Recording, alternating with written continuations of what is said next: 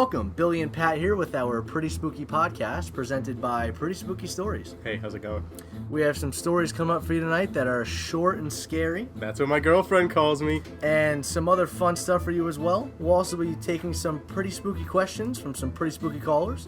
So sit back and relax and enjoy some storytelling this evening. If you're listening in the evening, if you're listening on your morning subway commute next to a dirty, twitchy guy who smells like an old sandwich, it's not going to be as scary because you'll be too distracted by the other guy next to you trying to start a flash mob but failing miserably, and it's really awkward to watch. That's true. Prime listening time is around sunset. Maybe with a cup of coffee in your hand or some hot chocolate. Maybe around a fire. Maybe a blanket over the top of us.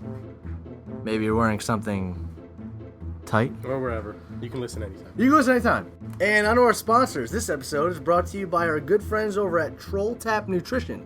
You know their slogan, tap into the troll.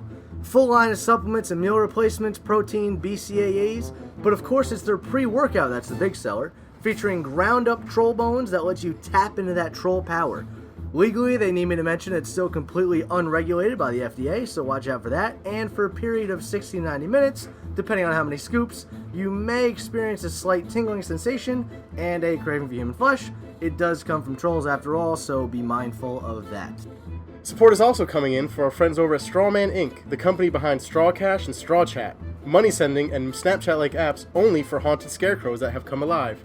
Lots of good reviews out there. Can't say I've been on them myself because, again, only for scarecrows that have somehow, through a curse or by any other means, come alive and need to connect or send money securely. A big thank you going out to Mummy Wrap Fitness Straps as well. Wrist straps made from the wrappings of actual Egyptian mummies. Guaranteed to help you get that PR you're working on by improving form and stability and to help prevent injury. Also guaranteed to bring a terrible plague upon your household for tampering with the cursed bodies of the undead. Great product. Alright, before we get started, we're going to take a few pretty spooky questions from some pretty spooky callers. Thanks for dialing in. Billy and Pat here. What do you got, stranger? Hey there, guys. Big fan of the show. Listen, I'm trying to trick a magician. You got any ideas? Wow. Yeah, wow. You want to trick a magician? You realize what you're trying to undertake here, son? Yeah, but it's got to be done. Alright, listen. It's your funeral, but we'll help you out. We're going to actually cut this from the air. Not only do I not want this information getting out, I don't want any problems with anyone in the magic community either. So, here's how you start. Godspeed to that guy. I hope everything works out. I hope so too, but we all know how that usually turns out. Alright, let's take another. Hey, guys. Long-time listener, first-time caller. Looking for some advice. Go ahead. Well, my neighbor's got this werewolf chained up all day in her yard. At first, being a considerate neighbor, I wasn't really going to say anything. But I think he's howling all night long, especially, on the full moons or whatever, pooping in my yard. But what really got me, though, was when I started growling at my kids. I got two small children. They're really scared. I figured if this thing ever gets loose, it'll go right for them. You got any suggestions on how I can dispose of this thing? That's an easy one. Just wait until the right point in the moon cycle. When it's at its weakest, shouldn't really give you too much trouble. After that, you can dispose of the body pretty much however you want. It won't come back to life or anything.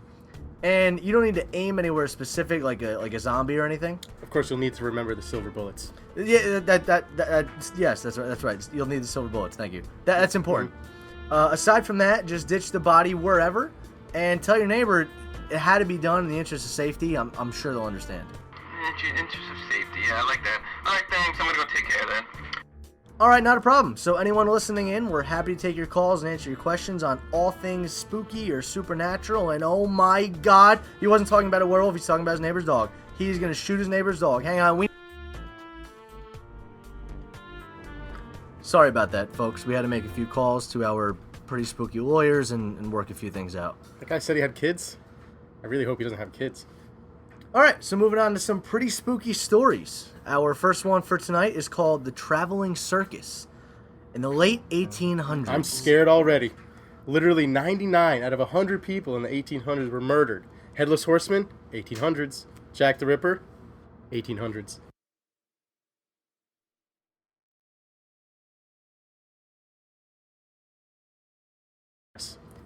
A young boy led his date by the hand into the tent of a freak show. The carnival seemed to pop up seemingly out of nowhere and on the outskirts of town with no promotion at all. A hand-painted sign out front read, "Curiosities collected from across the country." As they walked through a gauntlet of usual characters, including a bearded lady, a large man, a small woman, and a half-man, half-snake creature, all displayed under cheap-colored lights. Sounds like a typical Friday night. Heyo!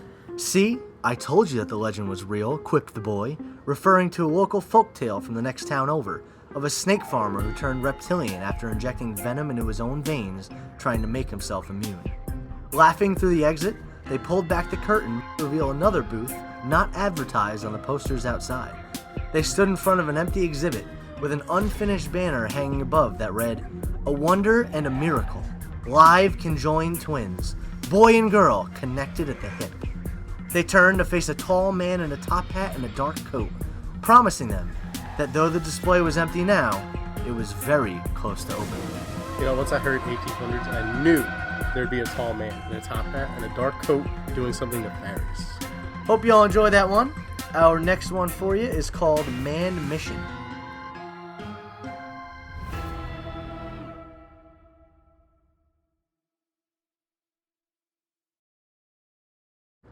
A group of astronauts embarked on the first manned mission to Mars. Ghost astronauts? Ghost because SpaceX worked them to death? Topical. A group of regular, alive astronauts embarked on the first manned mission to Mars. All but one of the astronauts disembarked to walk across the Martian surface. On the return trip home, all but one of the astronauts became ill. And when the craft touched down back on Earth, all but one of the astronauts stepped out. And all but one of us enjoyed that story. Alright folks, that's it for tonight. Hope you all enjoyed and aren't too scared. Tune in to the next episode for some more real good scares. Have a good night.